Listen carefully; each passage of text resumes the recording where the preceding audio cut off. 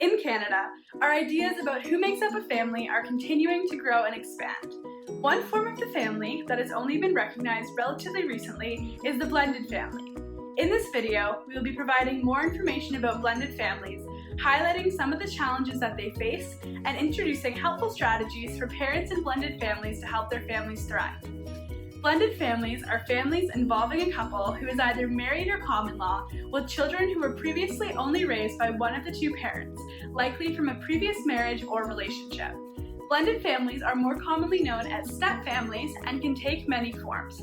Simple blended families, or simple step families, include one parent who brings their previous children into the relationship, with their partner becoming a step parent. Complex step families take on many forms and may include children of each parent and/or children of both parents.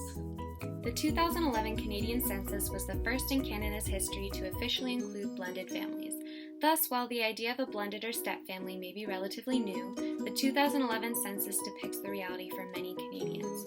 In fact, 12.6% of couples who have children in Canada qualify as step families, 7.4% being simple step families, and 5.2% being complex step families. The Canadian families that qualify as complex step families can further be broken down depending on whether there are children from both parents and of each parent, the largest group of which consists of families who have children from both parents and of one parent only, which is 32.2% of step families. In rates of divorce, cohabitation, and children born outside of marriage, there are now more blended families around the world than ever before.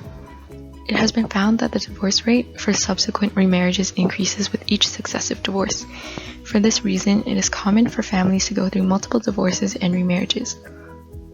Although many couples experience divorce, the majority of these individuals will eventually remarry.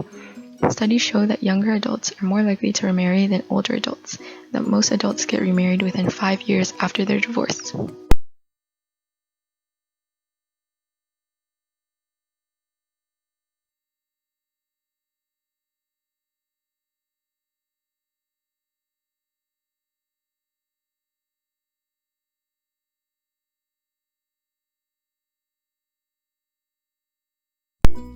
Blending two families opens up a world of unknown and new boundaries.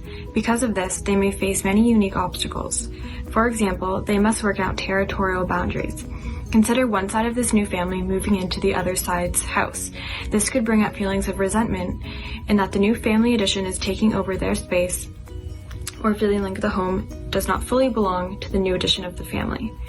Next, new relationships have to be formed. It is often challenging to navigate and build entire new step-parent to step-child relationships, as well as new relationships between the step-siblings.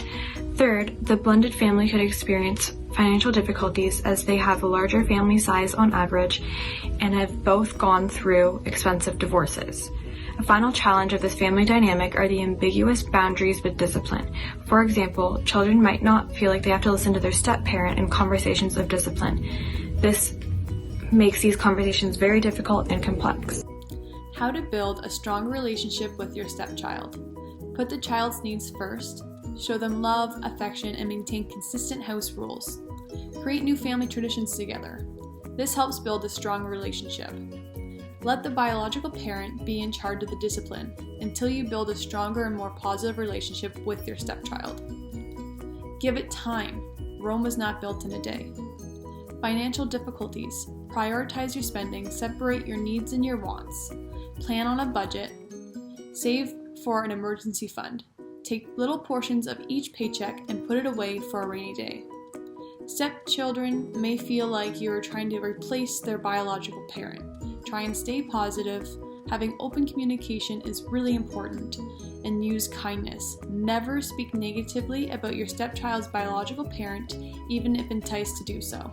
So solutions for territorial boundaries and conflict. So the first one could be the biological parent should communicate to the step-parent about parenting styles prior to the step-parent taking on step-parent role. So about discipline, reward, and just general rules.